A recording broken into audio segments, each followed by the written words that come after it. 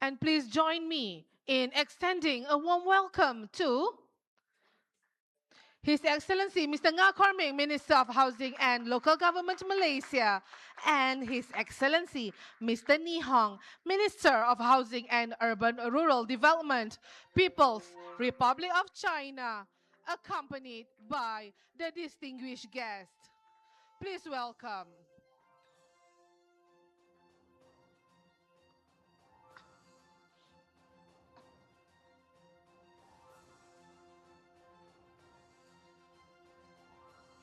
Please kindly be seated.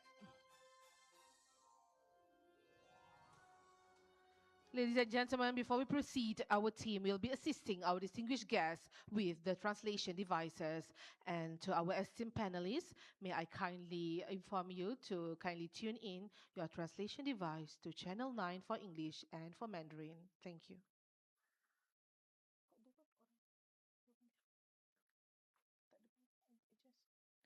His Excellency Mr. Nga Korming, Minister of Housing and Local Government Malaysia, and the President of the UN Habitat Assembly, His Excellency Mr. Ni Hong, Minister of Housing and Urban Rural Development, People's Republic of China. Yang berbahagia,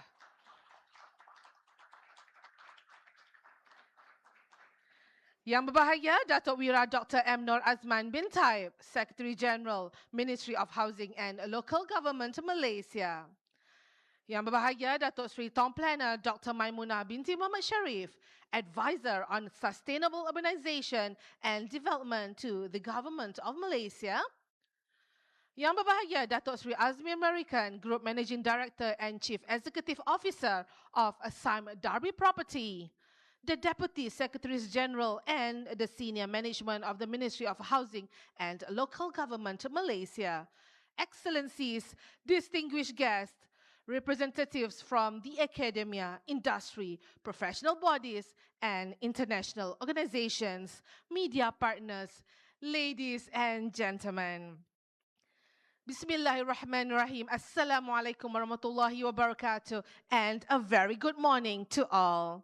Selamat datang, Huan Ying, and a very warm welcome to the Arec Forum 2026 with the theme Rethinking Real Estate, Housing with Hearts, proudly organized by the Ministry of Housing and Local Government Malaysia here at the Malaysia International Trade and Exhibition Centre, MITEC, Kuala Lumpur.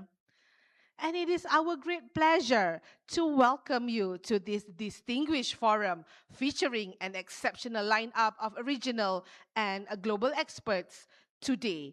Together, they will exchange insights and foster meaningful dialogue towards shaping a more inclusive, sustainable, and people-centered future for housing and real estate. Distinguished guests, ladies and gentlemen, today's forum is also being streamed live via the Ministry's official Facebook page, enabling a wider audience to be part of this important conversation. And running concurrently today and tomorrow is the Arec exhibition at Hall 1, Level 1, held in conjunction with the 24th Architecture, Interior Design and Building Exhibition, or also known as Architects.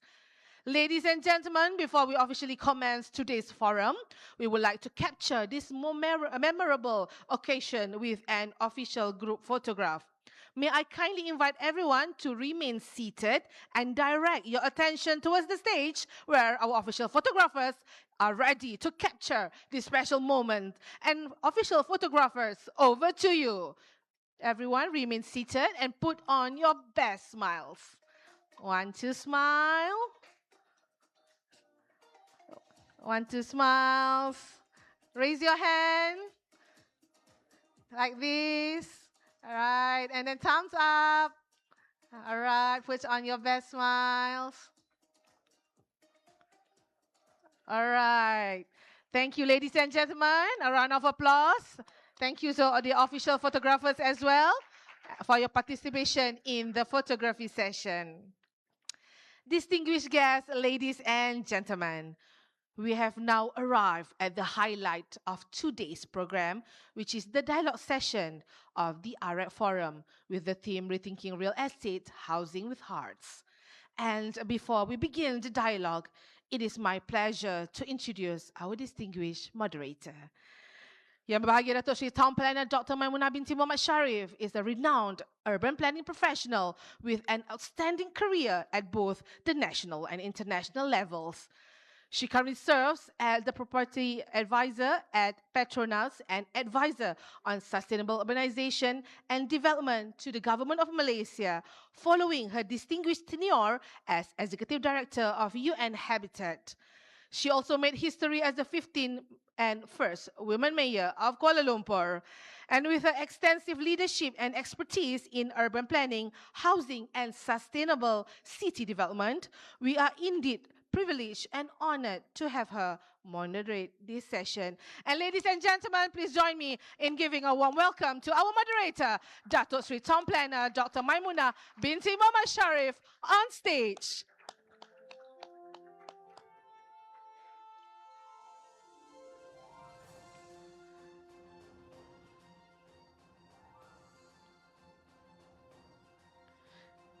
And Datuk Sri, the stage is yours. Thank you. Thank you, Datuk Sri. Okay.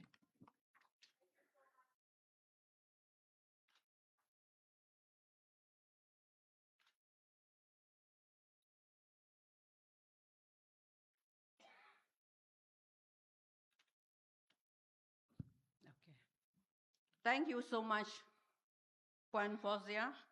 Assalamualaikum warahmatullahi wabarakatuh. A very good morning, Excellencies, colleagues, partners, friends, ladies and gentlemen. We are very, very happy to have all of you. And I'm very, very happy to moderate this. I think is a very highly distinguished panelists, 3 of them.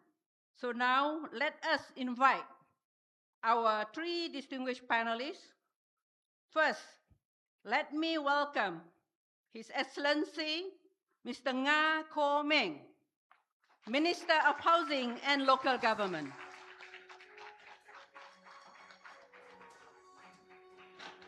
YB Nga has served as Minister since December 2022 and is the Member of Parliament for Teluk Intan. He also served as the President of UN Habitat Assembly, leading the world's highest decision-making body on sustainable urbanization and human settlements. Under his leadership, the Ministry has advanced key initiatives in affordable housing, sustainable urban development, and local government transformation in line with Malaysia's Madani agenda. In recognition of his global leadership in advancing sustainable urban development, he was honored with Zero Waste Champion Award by the international recognized Zero Waste Foundation of Turkey. Congratulations, YB. Now, let us welcome His Excellency Mr. Ni Hong, Minister of Housing and Urban Rural Development, People's Republic of China.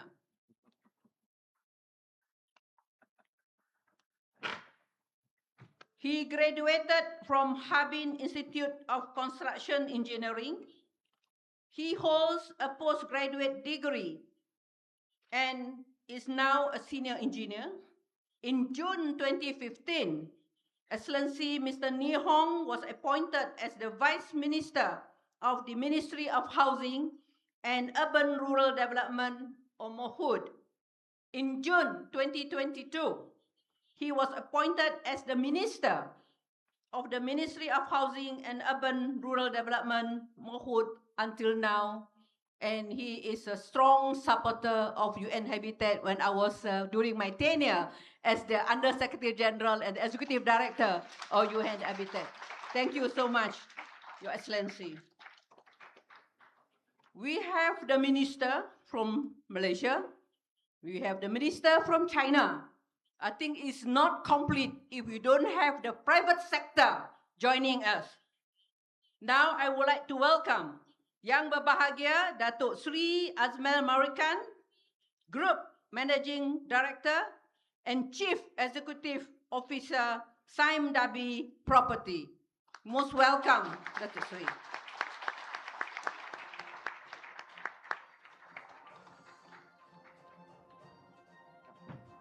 Datuk Sri, he has driven transformation across different companies over 15 years as CEO. In April 2020, he was appointed Group MD for the Sime Darby Properties. The company is rapidly transforming into a real estate company focused at building a leading business for landed homes and high-rise, industrial development and investment and asset management business for recurring income. He was named Property CEO of the Year at the FIAPSI Malaysia Property Awards 2025 and previously awarded Outstanding Property CEO at the Age Malaysia Property. Now, I would like to make some introduction for today's. The theme of this year's forum reflects fundamental shift in the way we view housing. Housing is no longer measured solely by the number of units built or the value of the real estate assets. Instead, there is growing recognition that housing should be people-centered, fostering dignity, well-being, social cohesion, and sense of belonging. As what we normally say, rumahku syurgaku, or our home is our heaven.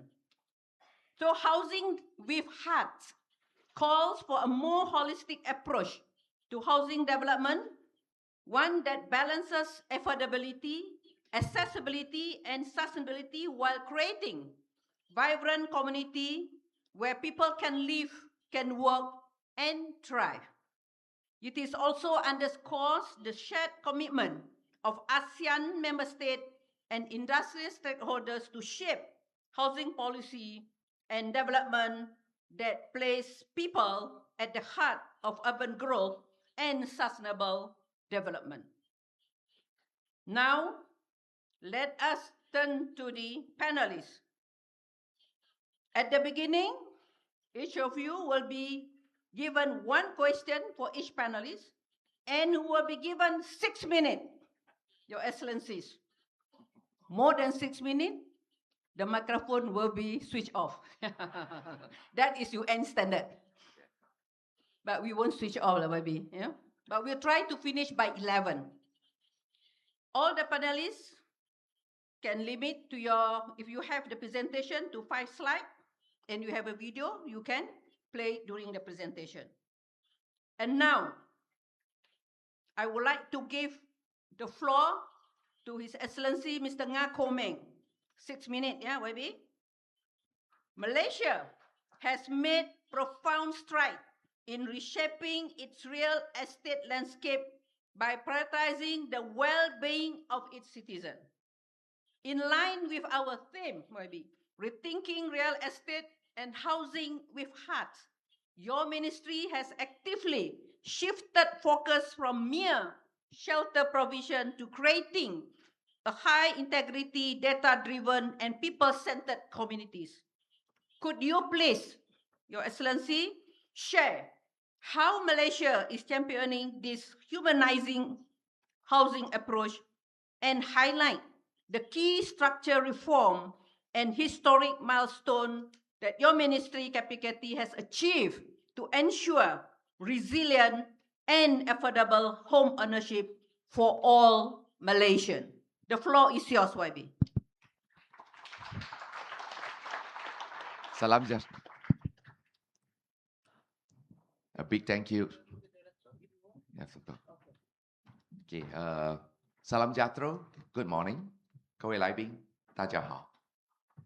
It gives me extremely a great pleasure to share the same stage with the distinguished panelists, especially the counterpart from the Republic of China, People's Republic of China, Minister Ni Hong, who is used to be our old and good friends, a very faithful friends to Malaysia. So once again, welcome to Malaysia. Malaysia, 欢迎你. At our ministries, it is not that how many houses that we have built. It is actually how many lives, in fact, we have improved.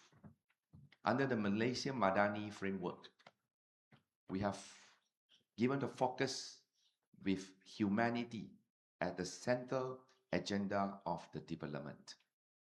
Of course, we are extremely honored to be given the task to lead UN Habitat General Assembly. For the first time in history, Malaysia is elected. And then, of course, we work very well with the former ED as well, Dr. Sri Maimuna, who has also made the country proud at the world stage. What we have done in the past few years is a long but meaningful journey. First, this government of the day is the first government who has achieved and exceed the target of building more than 500,000 units of affordable homes to all Malaysians. Quality but affordable is the key word. We do not want to have houses with good quality, but it is extremely not affordable. We have to make sure that it is all within reach for the people. So it's the first time that we surpass this, and this is due to the team effort by the entire housing ministries together with our private industry players. This is the reason why, under the ministry, we fervently believe if you want to travel fast, you travel alone. But you really want to travel far, we must travel together. So the work, team effort is extremely important for us to achieve and exceed the target set under the 12 Malaysia plan. There's a reason why I'm pleased to share with you. Compared to many developed nations, Malaysia's home ownership rate is one of the highest in the world. For instance, in Germany, home ownership rate is 42%. In UK, it is 65%. In US, it is 66%. Whereas in Malaysia, we have achieved 77% home ownership. It's one of the highest in the world. And the ministry has now targeted to achieve more than 80% home ownership. Why? It's not only that of our slogan, Baiti Janati Rumahku Syurgaku, our house, our heaven. More important is when Malaysians own their own home, not only they feel that they own a shelter, it is also a place of refuge, a safe haven for the families, for the next generation, and for wealth creation and wealth preservation. That's the reason why when we embark on this, we face a lot of challenges. However, with the new initiative of SJKP, aiming to solve the bankability issues, we have a lot of good products, but it's not within reach. Therefore, under the Madani economy framework, we introduce SJKP with a total sum of 40 billion guaranteed by the government. I'm very pleased to share with you, as at this morning, we have assisted more than 95,000 first home buyers to obtain the loan, yet guaranteed by the government. We have utilized 22 billion, so there are 18 billion more for the youth, especially the young graduates, to seize the opportunities. We are now targeting to achieve 100,000 first home buyers so that we can solve the bankability issues. And I'm happy to share with you as well, as at this morning, according to Bank Negara, most of the main financial institutions has agreed to join the scheme. We have more than 17 financial institutions now is part of SJKP. Apart from that, of course, we learn from the experience from other countries when we face tribulations in the property market. Stability is very important. It's one of the key to the success. It's our duty, especially the ministry being the housing controller of the country. We have to ensure the housing and real estate sector have steady growth, but yet to avoid bubble, because we believe once the bubble bursts, everyone will be forced to pay a price, a hefty price. We are fortunate to see that Malaysia's property market has experienced steady growth in the past 3 years. The total transaction has increased from 190 billion, 230 billion to last year 241.9 billion. A steady growth. That is what we are aiming to achieve. So ladies and gentlemen, in order to do that, we have embarked on a series of reform. That is the Madani housing reforms. First, we introduce the 5 national housing reform. First, now we are aiming to have this Real Property Development Act, which is now at the final stage of drafting.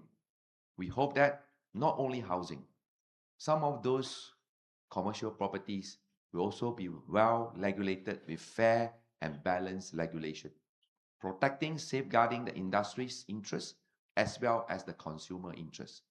The second reform, what we have done, is the electronic sales and purchase agreement. We make things so transparent and accountable, whereby you can actually sign SMP anywhere, wherever, whatever, where you are. I have a friend who have bought a property in Malaysia. By signing this sales and purchase agreement, not at the legal office, but in the flight. When you have internet access, you can buy properties while you are still in Beijing.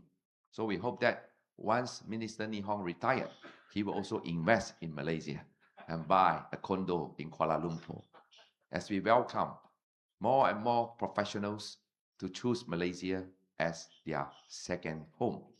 Apart from the electronic SPA, we have also introduced a housing integrated management system, whereby the developers or the industry players will have a one-stop service center before advertising permit and developer license being issued.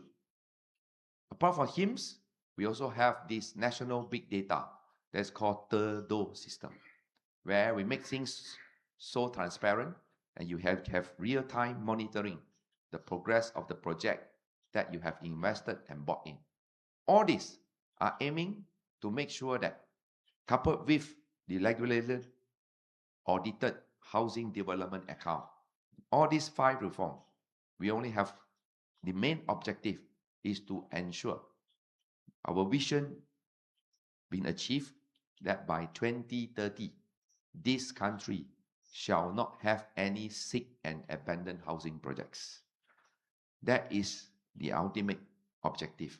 And at the same time, offer quality and good housing to all, learning from our counterparts and what they have done. That is part of the thing.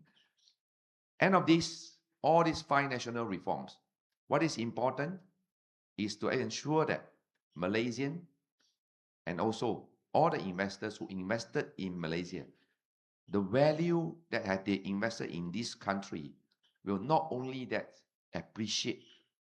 Like I always say, property investment is wealth creation. At the same time, it's also wealth preservation, provided there's no bubble, provided the value is sustainable. So that is our role. And we, of course, like what we learned from Dato Sri Maimuna, housing is not just built by bricks and mortars. Home is built by hope and dreams.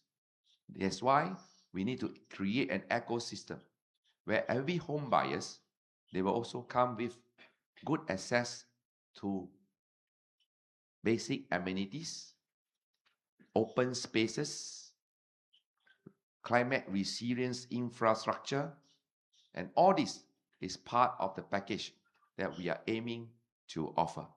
And of course, I will take this opportunity, since we have so many international guests here, that Malaysia this year we are proud to share that is the overall champion of the FEAPSI Pre-Excellence Award at the global stage, that we have won 7 gold medals in Vienna, Australia. This is part of the contribution by our industry players. So a round of applause to Reda and also all the housing industry players. So with these opening remarks, thank you once again, Dr. Sri. Bangun, saya kena bangun juga lah. Thank you so much, YB. I think you have shared with us the success of the housing and at the same time, the reform that you make. And since we have 74% of our people are home owners and compared to other countries, now let us learn from China. Excellency, Mr. Nihong, China has undergone one of the world's largest urbanization and housing transformation, lifting millions of people into better living conditions through extensive housing and urban development program.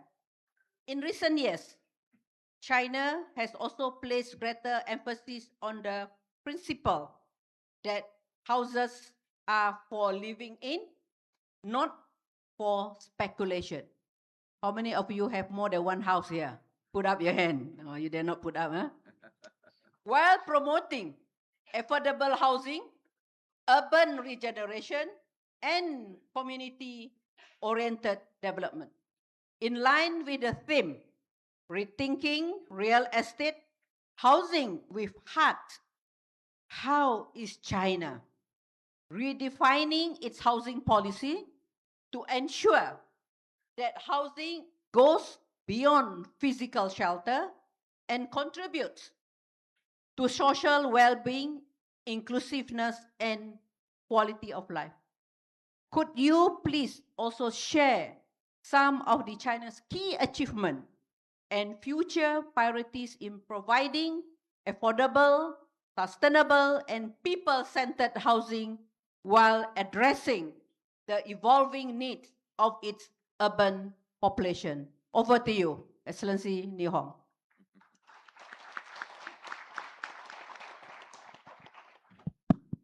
尊敬的我的本家部长尼克敏部长，也尊敬的我们的主持人麦布达女士，还有我们的著名企业家。我也是应邀应我的本家部长来邀请参加东盟的房地产会。房地产这个事儿不容易，因为房子呢，它是人的必需品，它有民生属性。但是房子呢，又是不动产，它又特有的经济属性，往往有2个属性的时候，就要有取舍。所以说，人做决策、做取舍都是不容易的一件事情。说我和李部长从事这样的事业是个不容易的事业，但是又是能给人民创造一个安居的场所，又是一个伟大和高兴的事业。所以我们俩都很开心，很高兴。我想和大家分享的是这样，每个国家发展的不同的阶段有不同的住房政策。老百姓呢，有句俗话，民以食为天，以住为地，天地孕育人和万物，所以说它是个天大的事儿。中国呢，这个在新世纪以来，中国政府高度重视人民群众的安居乐业问题。到目前为止，应该讲我们发展阶段到了从有没有到好不好的这么一个发展阶段。所以说，房地产的企业、房地产业的发展都处在了一个新的转折点，那就是从有没有转向好不好。那我们的做法是呢，重点以好房子建设为我们的重要抓手，来推进我们安居乐业的事业。什么是好房子？在中国呢，我们有4个特征的定义：第一，安全；第2，舒适；第3，绿色；第4，智慧。安全呢，除了建筑本体的安全、功能的安全、使用的安全，还要更关心人的安全。不仅我们的房屋结构、电梯运行、水电气的保障，还要让人，特别是老年人，在这个生活当中能够感知他是不是正常的生活。3个小时没有去卫生间，没有出来，通过我们信息化的手段来通知他的家人，来关爱这些老年人是不是发生了什么情况。我觉得房屋本体安全和使用人的安全是我们第一个关心的安全。第二个舒适，那我们还要健康，还要在这里生活的环境优美。不但房子本体舒适，要整个的小区、整个的社区能够满足人生活的功能需要。对于房屋本体讲，我们有几个度：温度、湿度啊，空气的净度、房间的亮度、太阳的照度啊，通过这些标准的提升，来使人感到舒适健康。第3个呢，就是绿色，让我们的建筑材料是环保的，是绿色的，是节能的啊。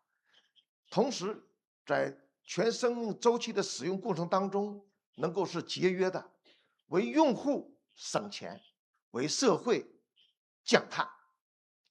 第4个呢，就是智能。现在我们已经到了科技的第4次革命啊 ，AI 技术、人工智能、数字化都给我们带来了无限的想象空间。我们就要用这些新的技术，使我们的生活能够更便捷、更方便。比如啊，这一次随我来的有我们的海尔啊，他就带来了家电的智能，让我们的电冰箱更加聪明，能会告诉你，你的鸡蛋不够了，下班你可以买一点；你的食品到了保质期了，你要注意更换。你的将来所有的控制系统还可以通过人机对话，中国的话叫君子动口不动手，来操作你的各种功能啊。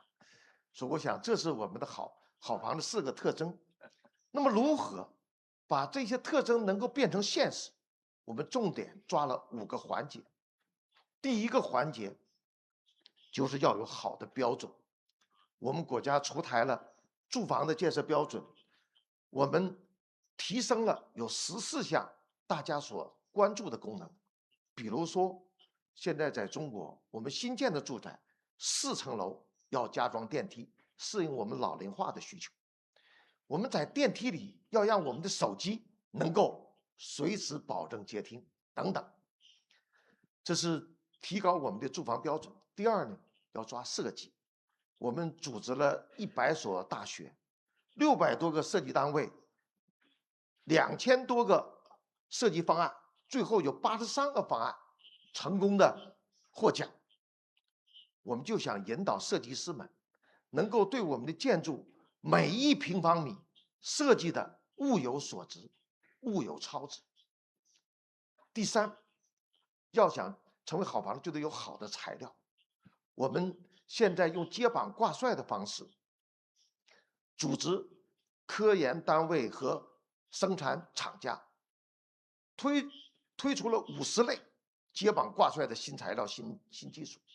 比如我们现在用太空飞船的隔热气凝胶来降维，用在我们民用上，能够使我们的保温、隔热、节能。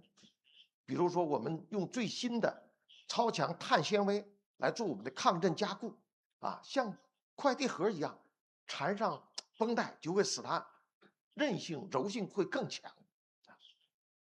第4，得有好的建造。我们梳理了我们的规范，做出了173项要注意和把握的节点建造方式。同时，我们还推行工厂化的生产、装配式的建造通过这样来提高我们的建造标准和房屋的品质。最后一个，要想让它全生命周期能够保证它好，又要好的运维。说我们要建立全生命周期的一个保障机制，通过定期的体检、定期的维护和更好的物业服务，使我们的好房子能够更惠及人民群众，最后让人们在这里生活的更舒心、更安心啊！这就是我作为建设部长想推动房地产企业转型和大家要一起奋斗和工作的事情。谢谢大家。Thank you so much, Excellency Li Hong. I also hear the Chinese. Thank you so much, Excellency Li Hong, and he explained about the his work and how China government, I think, is in terms of the 4 principle, and during tea, the breakfast just now, mentioned that it's already housed almost everyone in China and also reduce in terms of the poverty. So I think this is a lot of experience and a lot of best practices that can we learn from China. And I also have the opportunity to visit China a few times. Every time that I go to China, there's always a new things to learn from China. So now let us come back to Malaysia. The private sector, they play a very crucial role in implementing the policy that Excellency Mr. Ngakomeng mentioned just now. Without the private sector, without the community, without the people, I think that policy will remain policy, but it's not translated into the ground. We are very, very fortunate to have Datuk Sri Azman Marikan, who is the group executive director of Tamdabi. And I would like to ask Datuk Sri, the private sector plays a crucial role in shaping not only the housing market, but also the communities in which people live, work, and interact. As one of the Malaysia's leading property developers, Tamdabi Property has been recognized for its integrated township development that combine housing, infrastructure, public amenities, and environmental sustainability. Drawing on more than 5 decades of experience in shaping and supporting Malaysia's urban development, what have been the most important lesson and guiding principle in delivering housing with heart? Of course, with a little bit of profit, yeah, Datuk Sri? With heart alone, maybe it won't work. More broadly, what role should the private sector play in creating livable, inclusive, and sustainable communities that continue to generate value for people, businesses, and future generations? The floor is yours, Datuk Sri. Thank you. Thank you very much, Datuk Sri, and thank you again for having me on this very distinguished panel. Assalamualaikum, good morning, everybody. To answer the question, I'm not a politician like the two distinguished gentlemen, so coming after them, I need a bit of help. So I prepared some slides to share. So let me just take a few moments to introduce the company for just 30 seconds. So Tamdabi Property, we are the leading, and in terms of land bank, we are number 1 in Malaysia. So this is areas in red is where we operate. So we capture about 50%. In these 4 areas, we capture about 50% of the housing transaction value and probably volume in Malaysia, right? Primarily Malaysian based, but we have 2 projects, one in the United Kingdom. In the UK, we are undertaking the biggest urban renewal project in the UK, which of course YB Minister is very familiar. And also we have one project right now which we are delivering in Melbourne, Australia. So so that gives you a bit idea of Tamdabi Property. Next slide.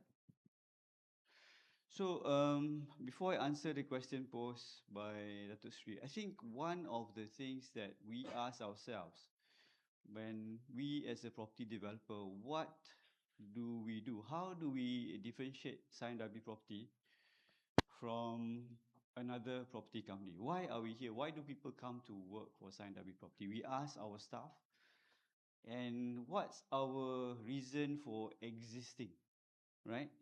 And it's very similar to what both ministers have said just now. See, one reason why in our 55-year history as a property developer is that we believe that we have been using real estate as a value multiplier, right? This value multiplier is a very important factor that has allowed people, whether they are customers, whether they are people inside the organization or people, the public in general, to be able to enjoy the impact of real estate. We deal with a lot of businesses. We deal with businesses who we contract with. We have businesses in our township, in our malls. So there is a very established relationship. We generate a multiplier effect, as you know, as a business. We, as contracting business, has a big multiplier effect. So we, 1 year we do about 5 billion worth of tenders. So that's a lot of work. And of course, as a company today, we want to be planet positive. We want to have a positive impact, and we're trying very hard. Although I think China is far ahead, we are learning, and we want to also use sustainable material and be more and more positive. Everything is audited and we have to report, right? Next slide. So I just want to paint a little bit of context here. If you look at this slide, you can see in Malaysia, 60% of all property transaction is on residential, and there's about 240,000 units of residential transaction done over the last year. Almost 100 billion ringgit is on the residential transaction alone, which is about 81% is the secondary market. That means it's already houses are built, is transacting. So people like Scion W Property, primary market, we account only 20% and part of the 20% of the market, right? Today, if we look at this, about 40% is of the buyers are buying landed homes, and the most basic or most popular component is about 400,000, right? Next slide. Now this is Malaysia, Peninsular Malaysia, Sabah, Sarawak. The color intensity gives you an idea of the transaction value, where you can see Selangor, Wilayah Persekutuan, our capital, is where we have the darkest color. So if you look at Klang Valley, you have Johor and Penang. That's already 65% of the market in terms of value, right? So our housing demand reflects economic activity. The higher the economic activity, the higher the intensity of housing is required. And also it goes along with the high urbanization rate in Malaysia. We're about 78%, right?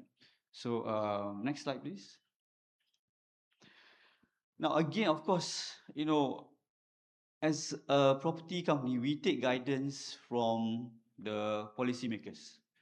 I think in Malaysia, today we have the Madani Housing Framework. It calls for community well-being. It calls for, urban mobility. It's just not building home, but giving greater livability and mobility to the house owners. So, true to our purpose and also true to what Dr. Sri Maimuna said, is creating value beyond profits. We believe if it's just profit, it's going to be limited. But if you look at housing and where you have real quality housing, is where the houses appreciate after it is transacted, right? I think that it shows the quality of what you're putting into your township, whether it's parks, whether it's facilities. Today is a very popular word, is a 15-minute township. So within 15 minutes, you get everything that you need as a homeowner. So we look at this process starting with people, and what do we ourselves, because we are all humans and we all need shelter. if we have a home, what do we need? We ask ourselves this when we were developing our township. And I think today there's an opportunity to reimagine the role of the developer, because we need long-term role of placemaking. COVID has taught us, we need spaces that allow us to live well. Green spaces, or we call it urban biodiversity, has become very important, because biodiversity you get when you leave the urban area. But today, urban biodiversity, you need to bring it into the development. So that becomes a big factor. And of course, community stewardship. So next. So again, so the role the private sector can play, three main things today, I think, is to take the policy that the government has set, connect it with what we are doing, understand that what the government is saying is that we need to use this policy to have thriving communities. It's one of the requirements under the Madani framework, where we create livable, inclusive, and sustainable communities.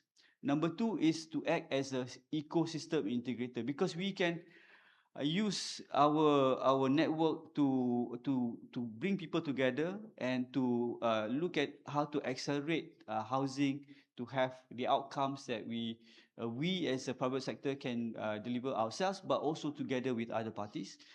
And today, what is exciting, Your Excellencies, is that we feel that today we already started thinking about what does homeowners of the future want? What kind of housing do they need?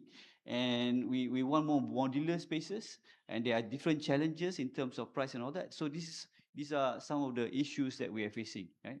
So I think with that, I end it, and I'm sure we can explore further. Thank you very much. Thank you so much, Datuk Sri. From your presentation, as a former mayor, I feel very, very proud. And I know that with that principle, YB, we are in the good hand of the private sector. So thank you so much, Datuk Sri. Now, the flow of today's program is that I will ask one more question from each of you, and then I will open up for Q&A. Open up for Q&A. Now is 10 o'clock. We have to stop at 11. So can I take another half an hour for three of you to answer the second question? Then I give half an hour for Q&A. Is it enough, half an hour for Q&A? Yes. Okay. So I would like to go back to YB Nga. YB, you have been trying to have Urban Renewal Act to revitalize aging urban district. And I would like you to share how Malaysia is balancing historical preservation and property right while introducing world-class urban regeneration practices.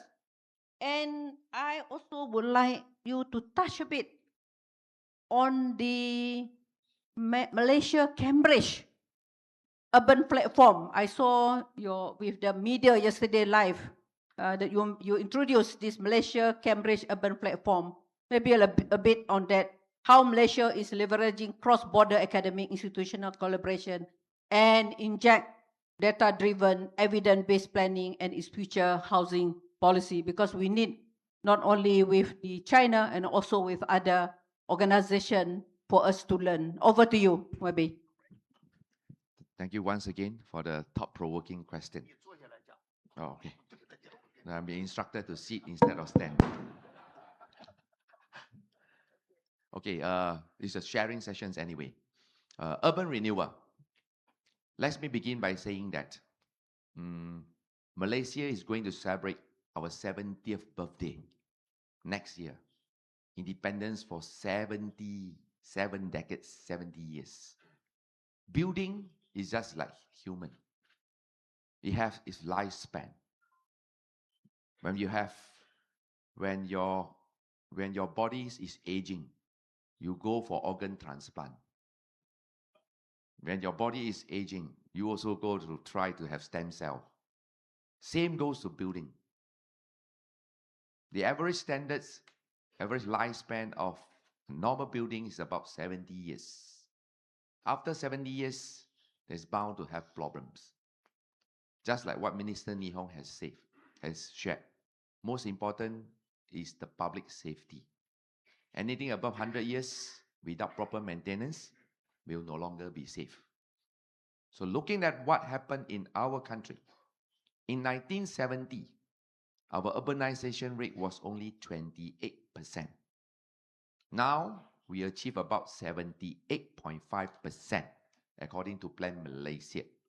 By 2040, Malaysia's urbanization rate will be 85%. Means that out of 10 citizens, 85% all stay in urban area. And the buildings are getting old.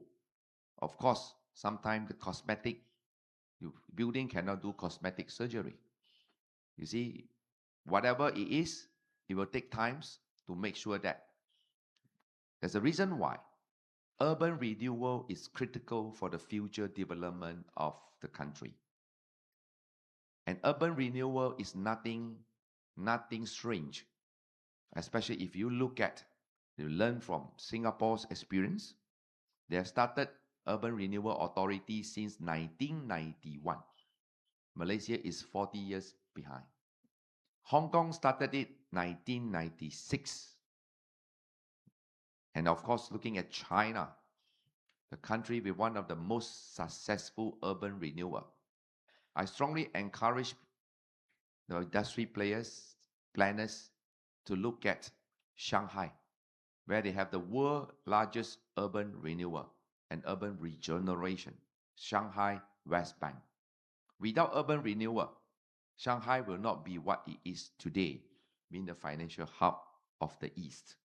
Therefore, Malaysia, we have a bottleneck because we do not have a proper legislation. So throughout the past 3 years, the Ministries and Plan Malaysia has worked tirelessly after learning and adopting the best practices, international best practices. We actually came up with Urban Renewal Act. And it's all done, just pending to be tabled in Parliament. So why I say that this Urban Renewal Act is important?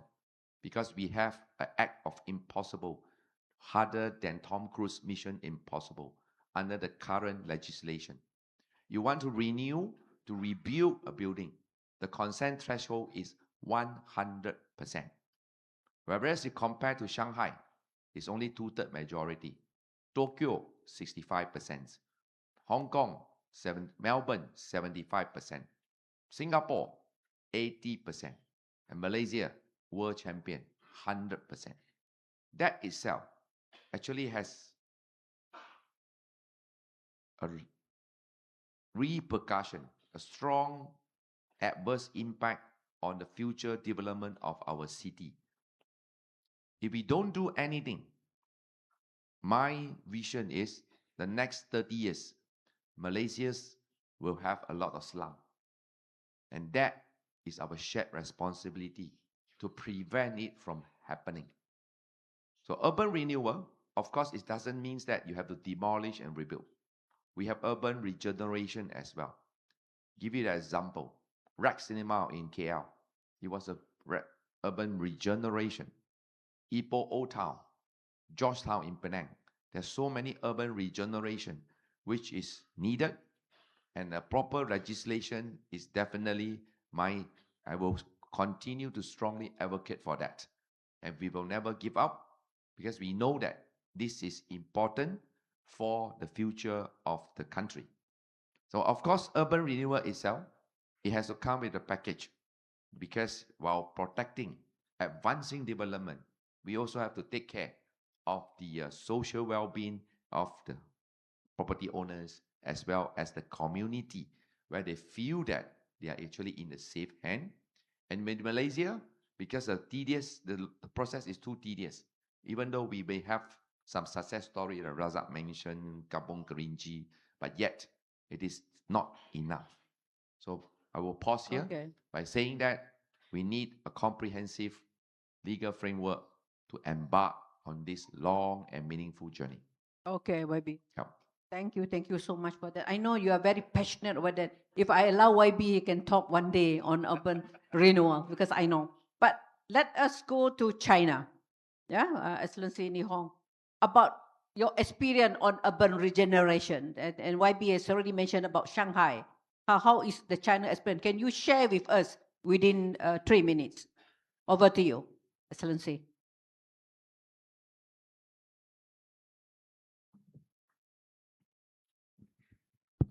这个方才我的本家部长啊，讲了城市更新的不容易，我非常赞同，也非常理解。但是我也非常的相信，马来西亚会做的很有特色，因为我的本家部长很有激情，很想为人民做更多的事情，我很钦佩他。而且呢，还有麦莫大女士。 他曾经做过联合国的副秘书长、邻居署的主任，在全球城市可持续发展这些典型案例，他都了解。所以说，我想马来西亚一定会在城市更新上会创造出自个儿的特色啊！我们要相互学习。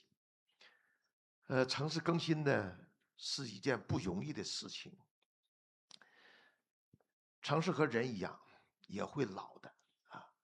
怎么来破解这个问题？我们中国呢是这么做的，第一，我们叫无体检不更新，要更新，首先像人一样得找出病在哪里，去针对这个得有效的解决。体检检什么？检2条，第一条，去找生活在这个社区里的人民群众最急难。 愁盼的问题，人们最关心的问题是个什么？第二呢，去找出这个社区、这个城市影响它可持续发展和这个城市竞争力的短板、弱项在哪里？我觉得找到了这么2个：急难愁盼、安全隐患和短板弱项，这就是我们更新的重点。 把这些重点变为3大工程去抓。第一，去抓好民生的工程，把老百姓的这些需求我们解决好，那就要问需于民，问计于民，还要问效于民。最后的效果怎么样，要由人民来评判我们。这就是中国以人为本的思想。这个是一个民生工程。第二个呢，还要做发展工程。 要促进这个社区经济更有活力、更有吸引力，能够使它更加重新繁荣起来。这是第2个发展工程。第3个呢，还是要更加注重安全的工程。方才我们讲到，不光要把房屋的本体安全，还要把社区的安全，还要把应对很极端的天气，包括台风、地震、洪涝。 等等，提高我们城市的韧性，这样的话呢，才能够让人民在这个里面生活的更有安全感，更有幸福感。谢谢。Thank you so much, Mr. Ni Hong. I think you've been putting to us the people-centered, and from the previous presentation, you mentioned about people-centered, about safety. About the quality of life, about the smart city, about the innovation. But at the end of the day, I'm very, very happy to see that you are still going toward people-centered. I think that is very, very important for us, people first, then only the developments and all that. So now let us go to the third 3, and you have Time Dabi Property Shift 32 strategy. Maybe that is from developer to real estate ecosystem builder. And how do you bring in the ESG and the SDG in this Shift 32 strategy? Maybe you can let us know. I know that it's a very, very long strategy, but maybe you can wrap it up within 3 minutes. Over to you, Dr. Sure, Dr. Sri, I'll do my best. So, taking what both honorable ministers mentioned, so for Samdabi Property, we looked at, this company's been around for 55 years. 55 years we've been developing townships. As you know, property industry is a very cyclical business. So in a up cycle we enjoy, in a down cycle we suffer, right? So for 55 years, this has been the case for us. Number two, and this is again from the ES and G element. Although we're a listed company, majority of our shareholders are unit trust holders. These are people who are not rich. They are basically, part of the PNB unit trust family. So they are, middle, even lower income family who depends on the dividends that is then paid to them through their shareholders. So also, people who live in the city, and people who are who are not very well versed in investment, so they invest in unit trust. So we look at the profile of who really owns this company. So the important thing here is that how do we return stable and consistently good dividends to our shareholders? That is our major concern. And we see that if you look at a traditional property developer, in a down cycle, this is not possible. So the big shift that Sangdabi Property has taken is to move from just a pure play property developer to be a real estate player. So we look at around the world, companies in real estate who's been around for 70 years, 100 years, in cities who are mature. What is their model of development? It's no longer building and selling. The model is to build and lease, to build and hold the asset in long term, to build and use third party capital. So no longer we just depend on our own money, we also have a limited financial capacity. So what we embark on is that we follow we benchmark some of the top companies in the world where we see they own quality assets, not just in their country, but everywhere in the world, these countries can own strategic assets. And our ambition is to take Sandabi property from where we are today to go to this level so that we can see that we own assets that will allow us to earn money every single year.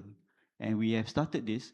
So this strategy of owning assets, managing third-party money, whether they're from Malaysia or outside Malaysia, we take this money and we manage it, and we get fee for managing money that will be invested in real estate projects. So it is a big shift from the traditional developer model. This gives us earning stability. It also allows us to go back to our purpose that now we are able to predict, if we go along this way, this is the earnings and returns profile that we are allowed to, we can provide to our shareholders. So really fundamentally, Datuk Sri is going to see what is the potential for property developer as a large property developer for Malaysia, not for China. We are very small compared to the Chinese developers. This is very important because Malaysia is not a big country. We have very limited land. In 10 years, maybe we are done with our land, and it becomes problematic to just build and sell. Thank you so much. I think that is where the urban renewal will come in, urban regeneration soon. Okay, now we have, very perfect. We have extra 5 minutes, 35 minutes for Q&A. Before we close, I was informed you can go to the mic, or you can also scan the QR and the Slido. And then Cik Fauzi, I think, is going to help me with the question. Where are you? Okay, yes, okay. Okay, which one? Okay. Number 1, number 2. Okay, this one go to KPKT. Yeah. A recent radar study found that the M40 home ownership rate has fallen below B40's rate. Is KPKT considering incentive to help more M40 families own homes? So this one said they are not eligible for the low cost, affordable, but not have so much to buy for the high cost, but at the middle, Wabi. I think this is if you can going into the M40, please, Wabi. Right. Of course, housing, shelter for all, and the housing with heart is our policy, so that no one and no place shall be left behind. Okay, I'm pleased to share with you that the government, we have now decided to embark and to start a big data analytics where the ministry is going through, because we believe that in order to make sure the housing market is sustainable, we have to solve a few problems. Number one is bankability issues. We came out with 40 billion SJKP scheme. Like what I have shared, we already helped 95,000 buyers. Second, we believe that data is gold. Okay, the next problem is the mismatch. Malaysia is never a problem of supply and demand, but it's a mismatch. What has been built and what has been required, okay, may not be what the markets actually want. Therefore, this big data analytics, which we believe that data is gold, once it's fully implemented, we are going to open up to private sectors so that the private sectors can actually subscribe to the system with the reasonable fees charged. So when all the developers who come up with the scheme, their feasibility studies will be data-driven, and that's with scientific finding to solve this mismatch. And third, of course, when it comes to M40, B40, it's not true that to say that B40s own more house, because B40, many of them actually has enjoyed the heavy subsidies given by PPR. Some of them, Malaysia has one of the most heavily subsidized housing model, especially in terms of PPR. I give you an example. Let's say the government built PPR, a unit costs us, let's say 300,000. But when we sell to the B40, they only pay 60,000. Every house, you subsidize them with a Mercedes-Benz. That is not sustainable. Definitely not sustainable. And the government's coffers is limited, not limitless. So it is important when we come up with big data, with digital transformation. And now, of course, then we will look at what actually the product require, okay, by M40 families. And overall, we are actually on the right track, where you see that our home ownership rate has achieved 76 to 77%. It's one of the highest in the world. And you can't achieve 100% because you know why? We practice laissez-faire economy. There is the market who decide. Not everyone want to own a home. The young people, especially now the new Gen Z, they just like what Dr. Sri, as may say, they want to lease. They don't want to buy because they don't feel that it is part of their financial obligation. They don't want to tie up. So we know that there's always a rental market with about 18 to 24% people. So we respect the choice. Most important is the government offered sensible choice to the people, so the people can decide for their own what is the preferred lifestyle that they want. So we cannot force everyone to buy a house, but we can only encourage, because like what the late Lee Kuan Yew say, I believe owning a home contribute to the social stability, and that its stability is the pillars of a country's development. Okay, thank you so much, YB. There are so many questions here, YB, but I will take the one that is most, needed by the people, because there are also a number by the need. There's a question regarding is there any specific target, YB, or KPI for the number of new affordable housing, and are you going to collaborate with China? This is one question asked by many people. And the second question is another one to YB, and then after that I go to the three. YB, developers are facing higher costs, but plot ratio are becoming harder to increase. So how do you see this affecting urban development? One is our collaboration with China. The other one about the plot ratio increase. Over to you, YB. To answer the first question, whether we have a target to achieve affordable home, the answer is yes. Our direction is clear. Our policy is certain. That is a good news to the market. Under the 13 Malaysia plan, we have already envisaged, set the target to achieve 500,000 units of affordable homes. That goes beyond question. But of course, to achieve that, collaboration with China. We, KPKT and Mohut of China, we have signed an MOU, and we are open to all options, whichever option, like what we are keen to learn from China. For instance, smart home, smart cities. These are urban regeneration. These are all, they have so many success stories for us to adopt and adapt to the changes. And we can see that, okay, there are certain products. I'll give you the example. Prima. Prima is when we are going to launch our new project, we will incorporate certain features of smart home. Then we start with just smart lock itself, whereby when you forget, you go home, sometimes that we forget to bring keys. In future, okay, when you buy Prima homes, you will have smart lock that operate by password instead of using keys. That itself is, and China, of course, they always produce good and quality and affordable products. So there the room of cooperation and to work together, not only with China, as well as with other countries. Let me re-emphasize, this government, we adopt 3 open policies. We have an open door, open mind, and open heart policies. So sky is the limit.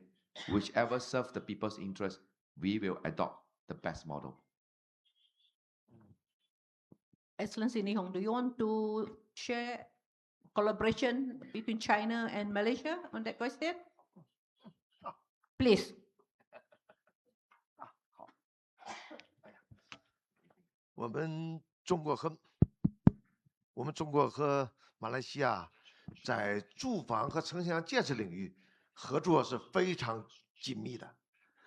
我们签了这个合作备忘录，我就举2个例子。第一呢，明天将在怡保有一个中国和东盟的建设部长的圆桌会议，我们已经搭建了这么一个平台，今年是第4届了。所以说，我们相互学习、相互交流，在这个平台上，我们有很多的共识。特别是我们这个建设部长啊，和搞产业的部长是不一样的，因为他们产业的部长呢，生产出来的芯片呐、汽车呀，他们是竞争的，所以说他们很难坐到一起啊来谈合作。我们呢，因为是不动产。我的本家部长把马来西亚的住房建好了，马来西亚的人民赞赏他，领导欣赏他。我同样把中国人民的房子建好了，中国人民也赞赏我，我很高兴。我们俩的房子是搬不走的，是不竞争的。所以我们建设部长在一起是相互成就的。所以相信有这么一个底层逻辑，我们合作会更好的。第二。2024年，在这里我们也办过一次会议。上一次我带了20家企业来，有3家企业已经在马来西亚开始合作办厂了。这一次我带了30多家企业来，就是想在推动我们的企业、推动我们的开发商能够互惠互利、合作共赢。我相信马来西亚的市场是很好的，中国市场也是很好的，我们共同发展，合作共赢。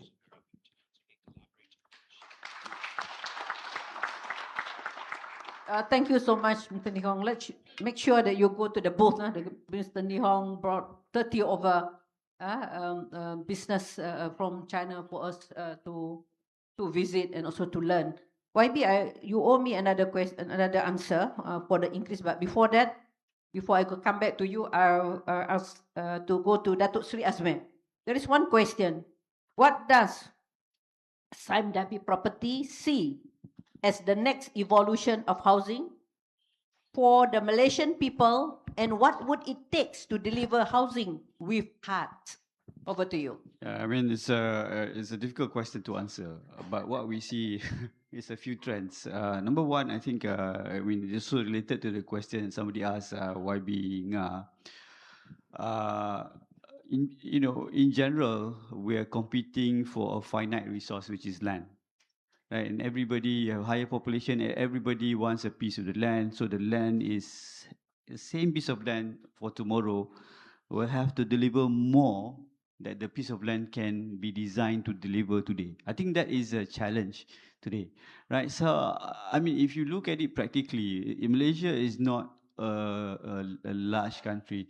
So if you ask me this question, I think, I mean, maybe not a very popular answer, but what we see is that, in future, you will see a lot more high-rise happening, right? Because if to house, an urbanization, a very high urbanization rate in Malaysia, you can see from the chart I showed you just now. Uh, Klang Valley is not a very big space, right? And to do housing is to find a way within the same piece of land to put more people in. So yes, plot ratio is one, but I also see a challenge that how do we design more people into the same space? So we have to go vertical. Number two, what I see is that people want modular spaces. So basically, if somebody is sick in the house and the house is not very large, how do you isolate? Or you have today working at home. So the person who's working at home wants to have some privacy, wants to be able to work comfortably. So the space has to be able not just to be designed to be modular, so that in the space is not used, it can be easily used for something else, right? And thirdly, this is the move that we want to use more sustainable material. So for example, what is a sustainable material that we use today? One material that we like is to look at, sustainable wooden material, or called glue lamp. Today is not viable because it's expensive, but because the adoption is not mass. But we want to find a way that if we can look at how we can introduce more timber, sustainable timber, uh, not only is it nice, but wood also sequesters carbon. Although the tree takes 50 years to grow, this is getting the wood from the right sustainable forest and to put it into our housing.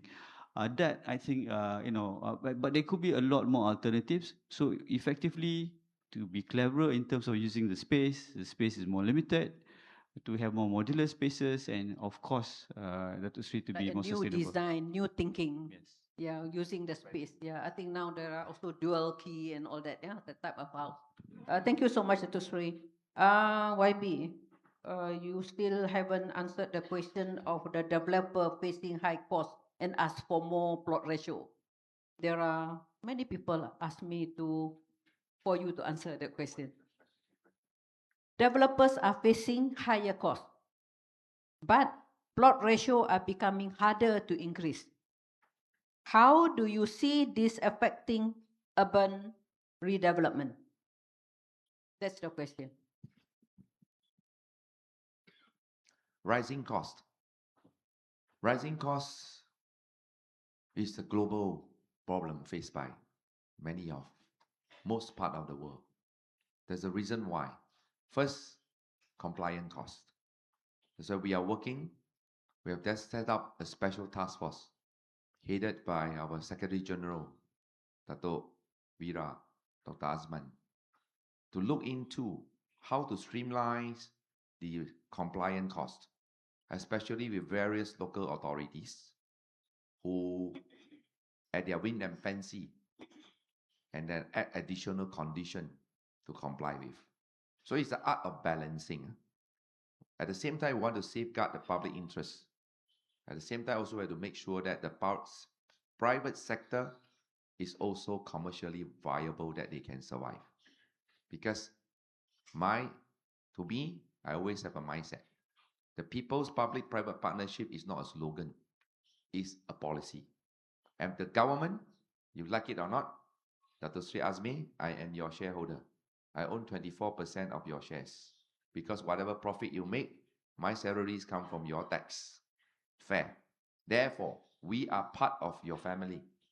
And being the family members, we must work together. Right? rising costs.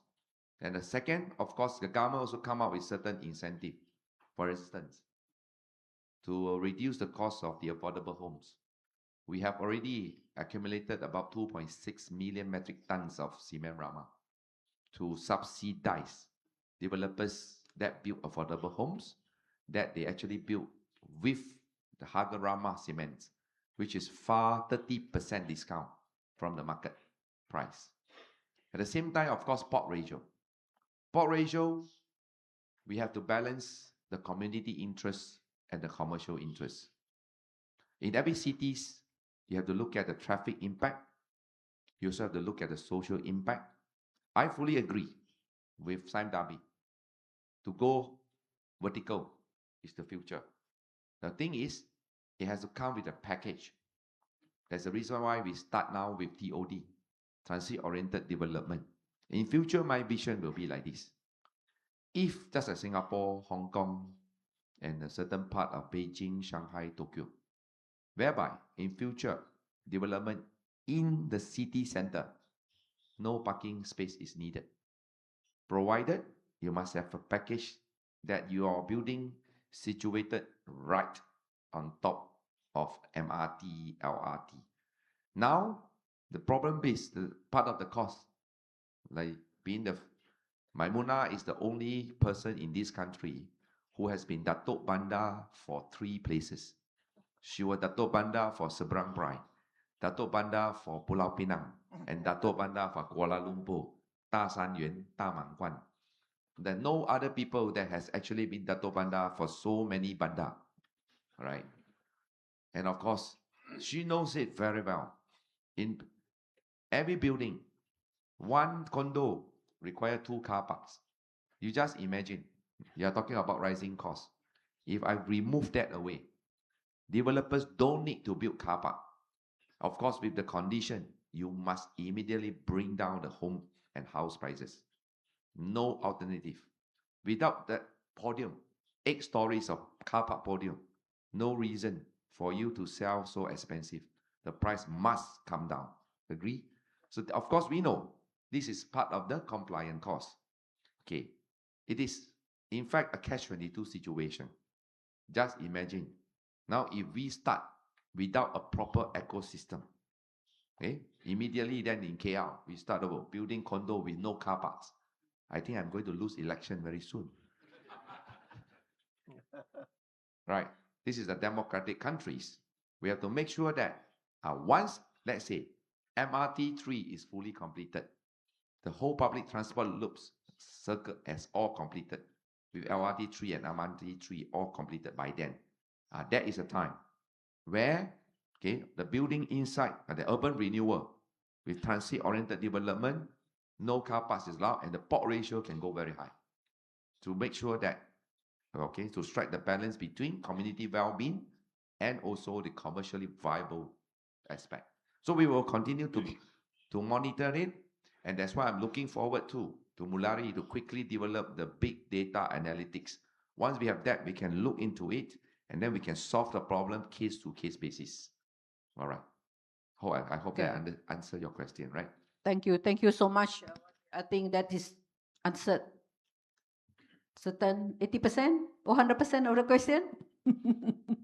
I can see maybe there are people smiling. So I think that is, yeah. I think we have another, well, around 15 minutes more. Okay, any question? Okay. Okay, yes, please. On the floor. Yeah, okay, please. And you introduce yourself and then whom you want the question to be answered. Hello. Hello. Okay. So, 我的问题是给倪虹部长的。倪虹部长你好，是来自中国贵州，是一名交换生，在马来西亚学习。然后我的研究方向呢是跟养老保障有关。然后想问一下，就是随着现在老龄化是一个全球都会面临的一个议题，那您认为就是未来住房建设的一个应该就是如何更好的满足老年人的一个居住需求呢？那像中马两国的学子或者说青年又如何参与到相关领域的发展？谢谢。您 Okay, 是 Mr. 在这 Lee. 里学习的还是？我是这边的交换生，是从中国来到马来西亚。啊，交换生。对 ，exchange student。 Please, Mr. Lee Hong. 首先向你表示敬佩，您有中国传统的美德，这么敬老啊。这个老龄化的问题啊，将来会成为世界的一个大问题。中国现在已经开始碰到了。那么我们的住房如何来适应老龄化的变化？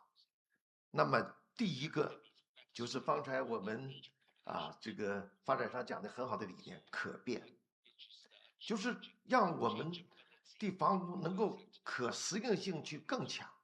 所以现在我们中国的也正在研究大跨度的开场式的可变式的住宅，比如说在孩子小的时候，可以1个孩子、2个孩子，每个孩子让他有1个房间。等到孩子都长大成人以后，变成老龄化的时候，把这些开间给他打开，让老年父母。我觉得这是一个可变。第二个，适老化的改造。原来呢，我们可能更多的是年轻人。中国现在做的，给老建筑加装电梯我们现在一年也会有3万多部电梯会装到这个老的住区里面去，所以这是适老化的改造。比如说一些细节，我们为了老年人轮椅的方便，我们对每个楼宇实行台阶的坡道化的改造现在我们全国有90%的城市在推行适老化的改造，包括家庭的卫生间如何能够使用适老化的马桶和洗澡淋浴的方面，都做了一些改造。现在有很多厂家在生产这样的设备，所以我相信我们房地产业的转型，原来是在完成加快速度，如何建设有没有？现在我们可能要根据市场的变化、人的需求来更多的开发针对不同需求的这种房屋和设备谢谢你的提问。Okay. Okay. Thank you so much for the questions. And the question just now also to China and to Malaysia. YB, anything for you to add for the aging population? Actually, we share the same problem with China. Okay, according to the United Nations, any country's population, when with more than 6.5% population, more than 60 years old, means that you are already aging nation. So, fortunate or unfortunate, we have many senior citizens, and Malaysia is already an aging nation. Our populations has, for those who are above 60 years old, warga emas, already exceeded 6.5%. Therefore, it's very important that our housing policies must also adapt to these changes. In future, whatever the PRR public housing bill is, it must be elderly people's friendly, right? The toilet must even come out with the handrail so that the wheelchair can go in. Okay, but this is all the features that need to be incorporated soon. All right, our buildings, first we already have a guideline. It has to be OKU friendlies, means that disabled friends are friendlies. Next, we have to really think about it. So today, we are very happy to see that the thought-provoking question is now for us to really rethinking the housing. All the features has to be not only users friendly, also friendly to all the elderly peoples. That is part of the features we really have to seriously think into it. Yes, actually, when you design for universally friendly house, actually we are designed for ourselves. I look back when 40 years ago when I was young, and now I'm already in the, in the warga emas. So we are building for our own actually. When we foresee the design, then we are actually building for our own in the future. So, is there any more question on the floor, from the floor? Any more? Okay, yeah, we'll introduce yourself, then your question and to whom you want it to be answered. Introduce yourself first.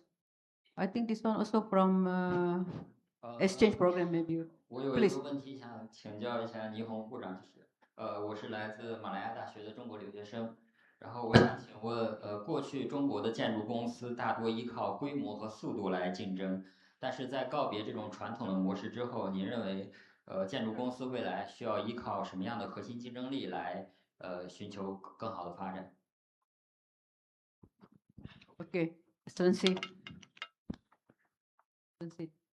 谢谢你的问题，你也是提了一个所有企业家要问的永恒的问题。物有所值，物有超值。购买的人呢是希望能够物美价廉，卖的人呢希望能够低成本高价值，永远是一对矛盾。如何破解这个矛盾？你要想物美，就要靠科技，靠创新，靠科技赋能，提高你产品的竞争力啊。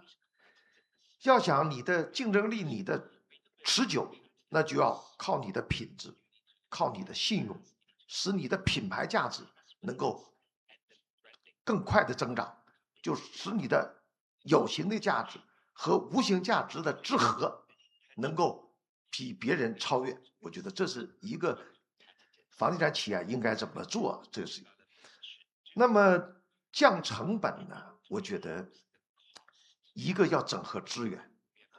从目前看啊，这个整合资源是一个企业把整个产业链的整合，用第三利润来破解我们常规性的思维，也就是人们说的，要使这个羊毛这个得出在牛的身上才可以就是你这个利润得从第三利润来解决，使我们能够降低成本，增加我们的收益为老百姓呢提供一个物美有价廉的东西。好，我就。Thank you so much, Honorable Minister. I think this one will be the last question, yeah? Please. Introduce yourself. No?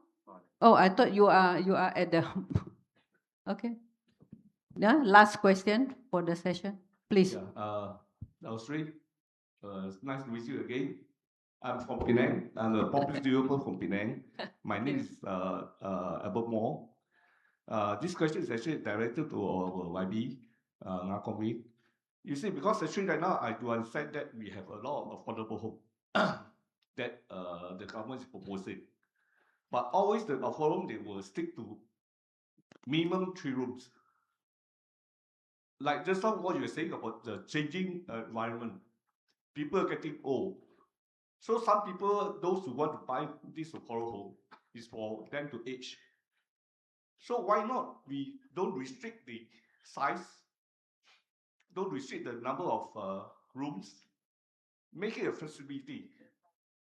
So that it might be 300,000, 400,000, or 200,000 house, but the size it differentiate between the area. You know that land cost varies from urban to rural. So sometimes if you were to build something in urban, you can't achieve the size that you want and sell the same price that you want. That's my question. So can KPKT come up with something for this affordable to be affordable for everyone, not only for the young and just came out to work. Maybe affordable for those in the late 30s, 40s. That's my suggestion. Thank you. Thank you, Mr. Albert. Thank you, YB. All right. Every policy is actually drafted and decided by the ministries are all data and facts driven. We don't simply pluck the star from the sky. Okay, let me begin by sharing with you one of the findings by UNICEF. Okay, UNICEF have once conducted the studies that 12.5 4% people who live in a very small condo have a tendency to commit suicide. That is the finding by UNICEF. Then during our engagement with them, they always tell us that a human cannot live in a studio like the 450 square feet in a cubicle one. Like what happened in Hong Kong. Yes, land is premium. Yes, the scarcity of the land is going to happen. But Malaysia is not Hong Kong. We deserve better. There's a reason why we strike a fair and balanced approach. The ministry come up with the minimum spec, just like what Minister Ni Hong said, that good house, good home. Okay, why? It must be 750 square feet. Because we take the medium approach, not 1,000 square feet, not 450 square feet. So we strike at the minimum. So why 3 rooms? One couple with 2 children. One is boy, one is girl. Master bedroom belong to the couple. 1 room for the boy, 1 room for the girls. That's why we impose 3 rooms. Of course, let's say, but if that is single, it's okay. He can actually turn the house, 1 room for himself, another one maybe his mini library, his game room. That's up to him. All right. But we have to think that every home buyers, basically a family institution. You just imagine, let's say a family with 4 children. If we impose like 2 rooms, where are you want the boys and the girls to stay together? Especially when the period come, I don't think it's fair. So that's why we come out with the minimum spec. 3 rooms with 2 toilets. 1 for the parents, 1 for the children.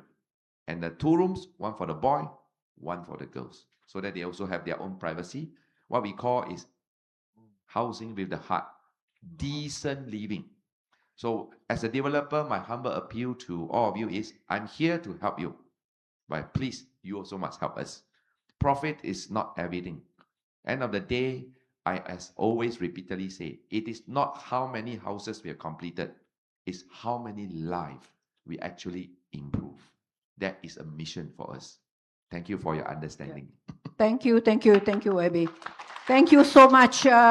Before I conclude on the theme of the rethinking real estate housing with heart, I'll just give 1 minute for Dato' Sri to wrap up. What do you think about this rethinking real estate housing with heart? 1 minute. Over to you, Dato' Sri. Each one will be 1 minute. Well, thank you. Dato' Sri, yeah. I have to take the cue from YB, Mr. Nga, and the point is that profit is not everything is very important. So one term I've heard is very important is to make decent profit decently. I think it comes to housing is very, very important. We're here to make profit, we're here to serve shareholders, but we must also know we are serving a higher purpose. Every one of us wants to own a home. We all want to have our dream of owning our real estate. We want to make money at the same time. We want to give people respectable homes. So that is what I think we all deserve. Thank you. Thank you so much, Dato' Sri. Excellency, Mr. Ni Hong, 1 minute to wrap up on the topic. 用一句话就是将心比心，用心用情去为人民建造好房子。Thank you, Webby. Rethinking housing with heart. I believe that, like what Minister Ni Hong said, do not do whatever you don't expect people to do against you. 己所不欲，勿施于人。将心比心. That is a very good philosophy. We have to make sure that my advice to all the developers, don't build anything that you and your family don't want to stay. Don't sell to product where you yourself won't buy. That is the benchmark, the quality that sell expect. So the keyword is not only we build livable home, let's build lovable home. Thank you very much. Thank you so much, Webby. Now I would like to give my closing remarks for this. I would like to say that we have a very exciting panelists and discussion. Let history remember that ours was the generation that choose not merely to build more houses, but to build more humanity. Because when we build with heart, we build a better future for all. Let history remember that we choose collaboration over competition, inclusion over exclusion, sustainability over short-term gain, and hope over indifference. Because when we build with heart, we do more than construct buildings. We create opportunities. We strengthen communities. We restore dignity and shape a better future for generations to come. Together, let us rethink real estate. Let us rethink how we finance. Let us rethink how we plan. Let us rethink how we regulate. Let us rethink how we partner. And above all, let us rethink why we build, as what YB said mentioned. As a renowned urbanist Yon Gell remind us, first is life, then spaces, then buildings. The other way around will never work. So together, let us not just build for today, but for tomorrow, and let us ensure that everyone, everywhere, has a place to call home. Thank you so much for all your patience, and I hand over to MC. Over to you, Fauzia. Another round of applause, Thank you. ladies and gentlemen, and thank you, Dr. Sri Moderator and our esteemed panelists for an engaging and insightful discussion just now. Please kindly remain on stage. And ladies and gentlemen, it is now my great honor to invite our guest of honor, His Excellency Minister Mr. Nga Korming, to kindly present the tokens of appreciation. Please welcome YB Minister. And first and foremost, we would like to invite His Excellency Mr. Ni Hong, Minister of Housing and Urban Rural Development, People's Republic of China. Please welcome. Thank you for your insights, sir. It has been a very engaging discussion just now.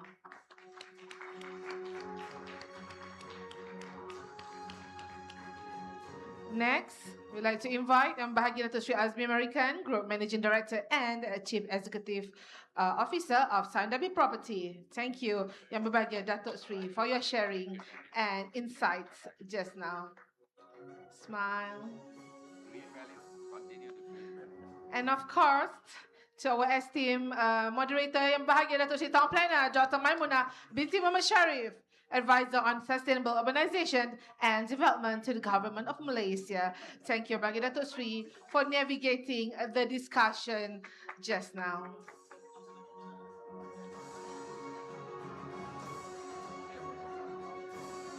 And one for the album, group photo.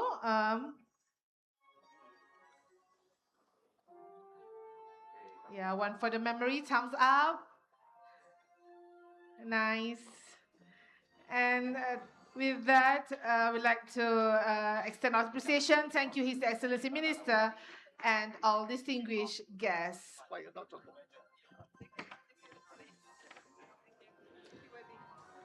Ladies and gentlemen, let me once again express our sincere appreciation to our guest of honor, His Excellency Mr. Nga Korming and His Excellency Mr. Ni Hong, together with our distinguished guests for gracing today's Arec Forum with their presence and invaluable support.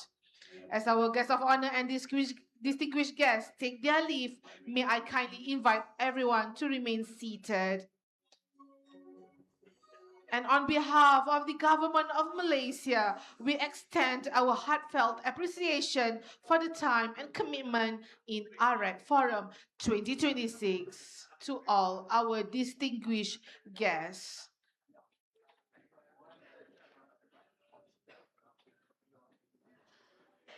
Thank you, His Excellencies, Yang Bahagia Datuk Sri, as well as all our distinguished guests.